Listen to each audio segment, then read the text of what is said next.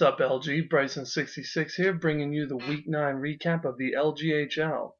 Last season is in the books, and we're now turning the page of the postseason. It was a fun season, and I guess I could say I'm somewhat glad it's all over.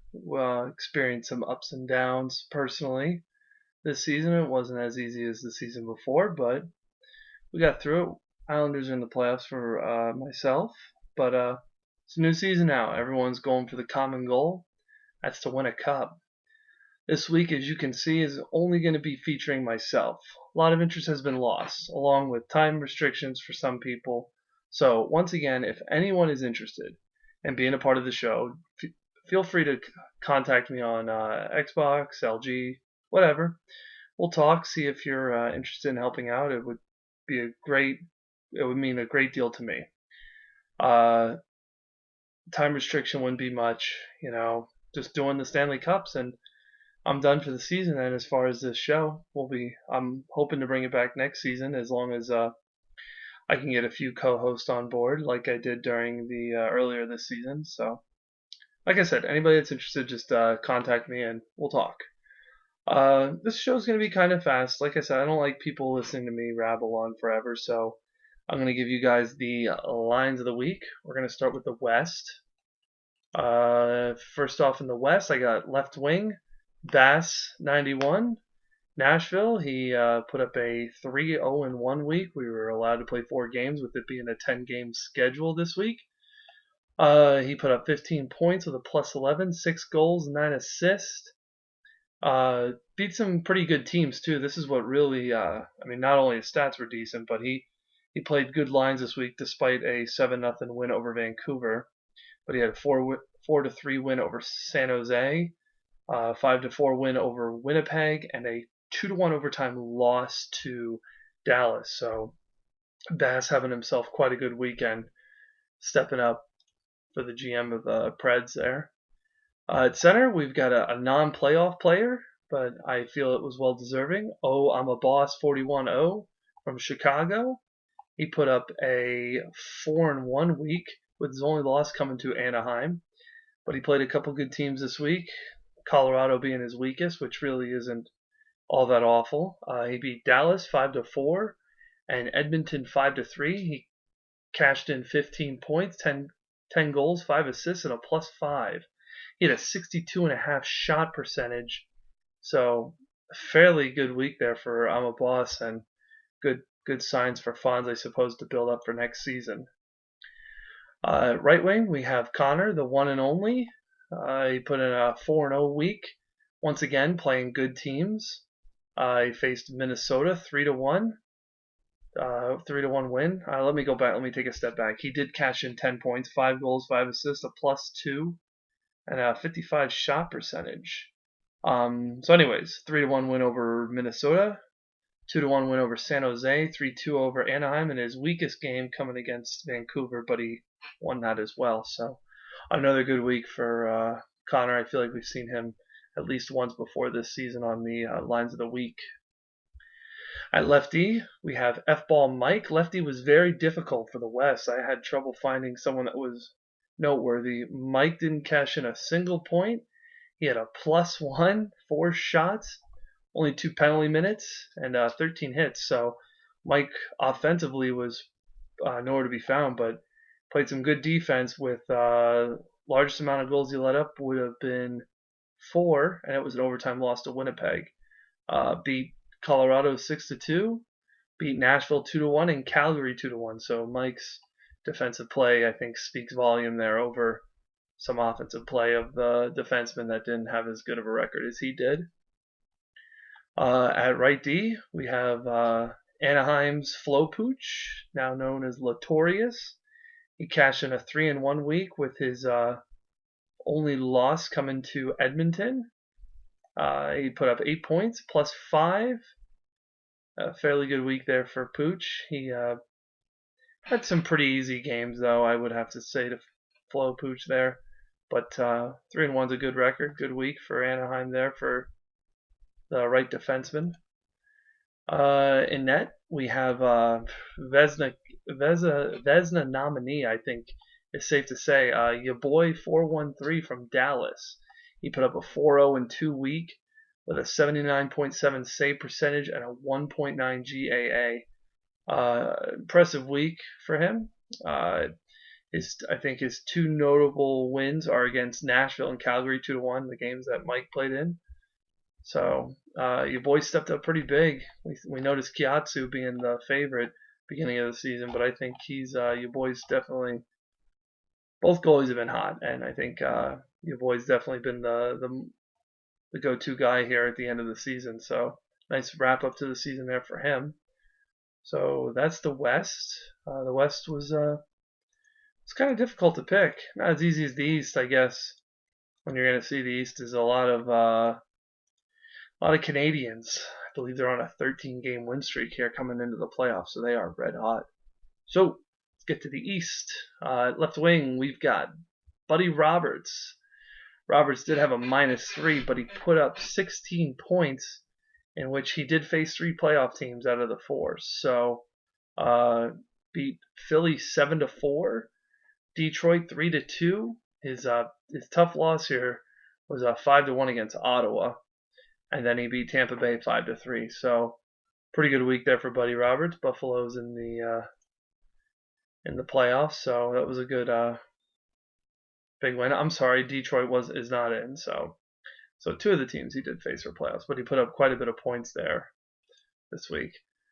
Center was tough. There was another guy I looked at that I really wanted to give it to, but Cakes took it away. He had a phenomenal week, going 4-0, beating Jersey 5-4, Philly 4-2, Detroit 4-3, and Ottawa 3-2. 13 points, only a +1, but he didn't take a single penalty minute, which ask anybody else that plays this game. It is so nice when you have a center that's on the ice all game. So pretty good week there for Cakes. Right wing, I believe we have his line mate, Gundam Freedom, played in all the games like Cakes did. With he had 11 points, a +1, no penalty minutes as well, and 12 hits. So the formula to success for Montreal is stay penalty free. I guess you could say that for most teams. Moving on here to left D, GM of the Buffalo Sabres, RJ York, cashed in 9 points, had a +6, only 4 penalty minutes, 15 hits. Was in that 7-4 win over Philly with Buddy Roberts. Beat Detroit 3-2, Florida 5-3, and Tampa Bay 5-3. So he was facing some pretty good lines this week and put up quite a bit of points as a defenseman. So a good week there for York. At right D, it's only fitting that Global gets this as well. Again, a part of all the games that Cakes and Gundam were in. He had 5 points, +1, 3 goals, 2 assists, no penalty minutes as well for Global here. Solid week for him. Solid week for his whole team. Obviously, they went 9-0, throwing a 13-game win streak. The only one I did feel bad leaving out was JJO, Gabby. He did have a good week, but Buddy Roberts put up quite a bit of points, so I felt mixing the lineup up. I didn't want to bore you with all these Habs players. So, and for goalie, we have Carolina's netminder, Fournier, X97. His only loss this week coming 6-4 against Washington. Washington made a pretty serious push here come the end of in week 9, so that was probably a tough game for him. But he had an 82.8 save percentage despite those 6 goals in that game, and a 1.8 GAA. Shutout against Detroit, a 2-0 win. Florida, 2-1 win, 5-2 over Jersey, 3-1 over Philly, and first game of the week was an 8-1 win over Columbus. So pretty good week for Fournier. Fournier's been another goalie that's been noticeably having some strong weeks. But a good wrap up there for the Canes and winning the East of Metro, being atop of that division, number 2 in the East. So good week for Fournier there. And yeah, so that's our lineup of the week. Pretty fast. Just wanted to run through them, give you guys my opinion on the lineups. Next up, we've got rather than power rankings, I'm going to give my not so much as playoff predictions, but playoff analysis, who I think has slight edges in the playoff matchups.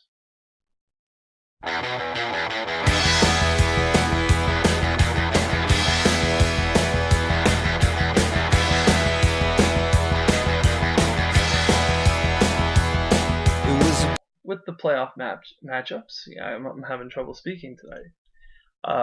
We've got, it's going to be interesting. I think that the higher seeds are definitely favorited here, and I know that sounds pretty obvious, and you didn't need me to tell you that. But we'll start with the West. I'd like to talk with the West first. First matchup, we've got Nashville and Calgary. Nashville obviously being the big powerhouse they were this season. I think if not for San Jose's step up, I think Nashville easily could have been the President's Trophy winners. As much as I'd like to give Calgary some slight of edge here, I think it's going to be tough unless you see Dom and Chivs returning. I see that they're currently on IR. There's going to be no match. The goaltending for Calgary is decent. The defense, outside of Tenure, Naglot, and Laliche, I don't think you're going to have too much besides that. So it's going to be tough. The forwards are going to have to come up huge because Nashville's got the offense. They have 3 lines that can make any team struggle, and I think easily Nashville's a favorite to win the West and be in the finals this season. So I'd like to give Calgary a game or two, but I just don't see that happening. I think Nashville's going to come out of the gates here firing away, and we're going to see a sweep here for that matchup. Next matchup, we have Winnipeg and Dallas. If you ask me, I think this is going to be the best matchup of them all.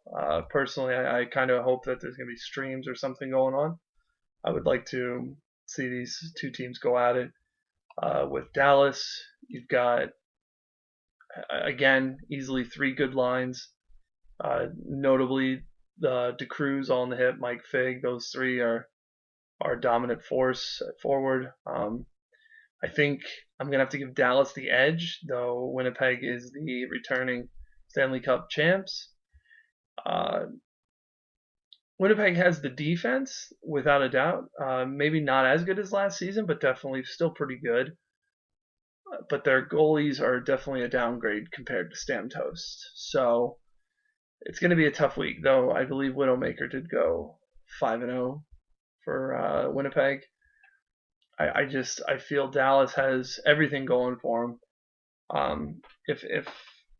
If I don't see Dallas and Nashville meeting next round, I'll be completely surprised. I would bet against that we won't. That we'll probably see those 2 teams. The only thing I'll say about Winnipeg is that the Boz line is good. They play very good defense, and they capitalize on their chances. Plus Nuke Bomb, Spliff, Jemima. Well, Jemima's with Boz, but Nuke Bomb and Spliff. I think Winnipeg definitely can match up on offense, if not definitely better than maybe Dallas. But it's going to be a tight one. It's going to be a tight game. The only reason why I think Dallas is going to grab this one is the goaltending. So unless Winnipeg's goalies can come up, I see Dallas moving on in. I'll give it 6. I'll say 6 there for Dallas. Next matchup, we have Minnesota and San Jose. A couple weeks ago, I would say this series wouldn't be very close. But with San Jose's slowing down, can't say they're not good, because that would just be irrational, but they definitely have slowed down to where they were out of the gates in the beginning, but they've still got the forwards to score. They've got all 3 levels working for them. Where on the other hand, you have Minnesota, and there you got a team that I think really hurt them when they lost Dutch, but they still got I can't think of his name. Changed his name to Catherine, but there was a good player for them to swoop up. I think their forward matchup, I think you got to give it to San Jose, the slight edge there. Though Minnesota's got the ball saddle Damon line, Poland. I'm a Dinosaur's a good forward, especially if he's considered their third line. Uh, Defensively, again, close. I think Ben's had a tremendous season, easily considered up for Norris this season. Whereas you look at Minnesota, their best defensemen are D-Rock, Ahern, which are fairly decent D-men, Dumba. So I think this series is going to be fairly even. It's going to rely on Minnesota's goalies to come up huge. If Minnesota's goalies can't perform well, I see San Jose winning this. But I'm gonna go with an upset here. I'm gonna give it to. I'm sure the Sharks players are gonna let me hear it. I know they all watch. I'm gonna give it to the Wild in 7. I'm gonna say the Wild in 7. I feel like I'm gonna regret saying that, but I think I think there's gonna be an upset here, unless San Jose can turn things around after they slow down just a little bit. Next up, we have Anaheim and Edmonton. Edmonton coming off another good season. Anaheim as well. I mean, both teams did fairly well. This series, it depends on what players want to show up. Anaheim's has been riding on Suter and Prime, playing extremely well this season. Along with, I feel they've got a fairly competitive defense, and the goaltending of Dirt Racer has been phenomenal this season. He's definitely stepped up and been a good goalie for the Ducks. But Edmonton's definitely has the scores. They have great forwards with picking up Frank get pissed on late here. At the deadline, they have Ward, of course, playing with J.A.O. Of course, they have Figs, Connor. So some pretty good depth at forward. I think that's where Anaheim's going to struggle, because they do have, Suter and Prime, but after that, I mean, not to disrespect Jay or, Pupidid, but those guys are going to struggle to compare with Edmonton's other lines. Defensively as well, you've got Gergs leading the league in defensemen in points, 50 points. So I'm going to have to say Edmonton in this series, and I'm going to give it to Edmonton in 5. I see the Suter line grabbing a win, but I don't see them getting too far past too many games into this series. So I see Edmonton advancing. On the other side, we've got we're going to start off with the Philly-Montreal series, which to me, I want to say sweep. I hate to say it. The only thing I will say is that I think Philly's netminder Bakes has been playing. Well, everyone, his old tag is Scrivens, has played very, very well this season, despite Philly having a bumpy season, just sliding into the playoffs here in the last week. So I'm gonna have to give it to Bakes. He's gonna win them a game at least, maybe 2. So if not for Bakes, I'd be saying a sweep. But I'll say Montreal in 5. Montreal's just been too good, and not many teams have answers for what they're doing. So I'm gonna have to give it to Montreal in 5 there.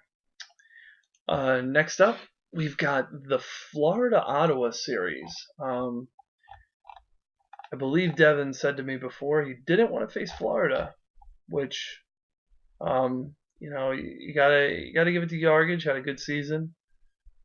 Yargich is a good forward. He plays differently, big.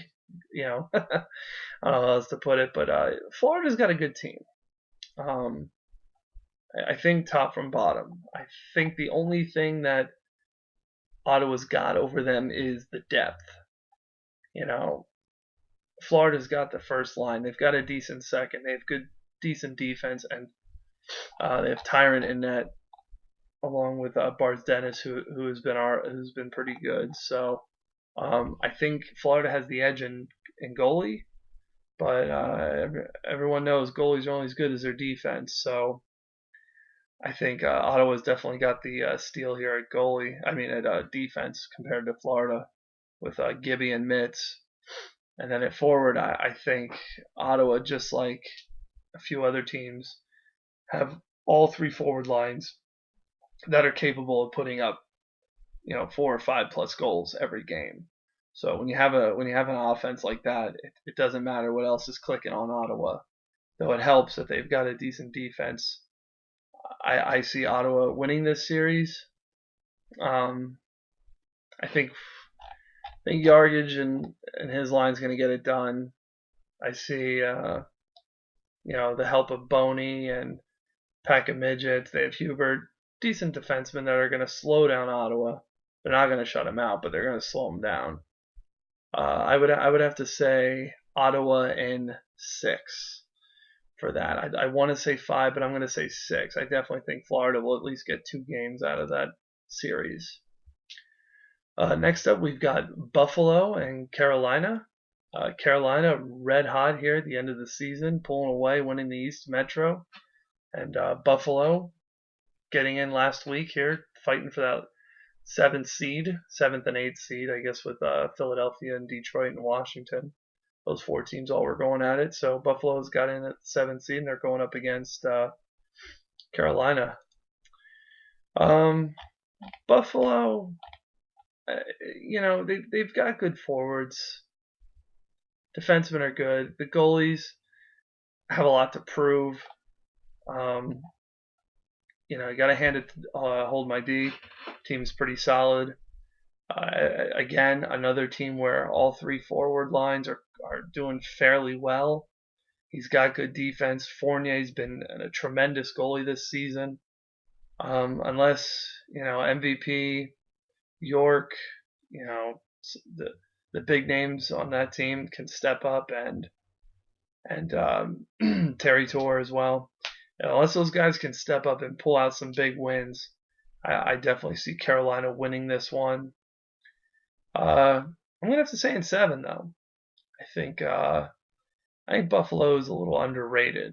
I think they've got a better squad than what they've taken for.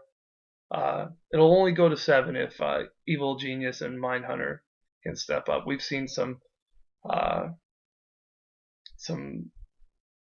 don't know how to word this, some glimpses of what Mindhunter has the potential to be.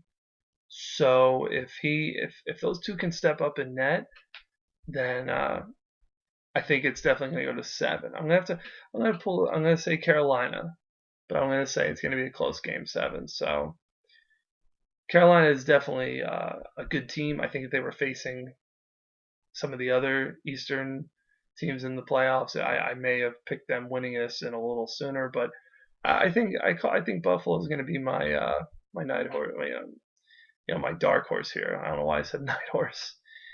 Dark horse here, for sure. I think they're going to give Carolina a run for their money, but in the end, I think Carolina is just too good of a team, and they're going to pull away here in this series.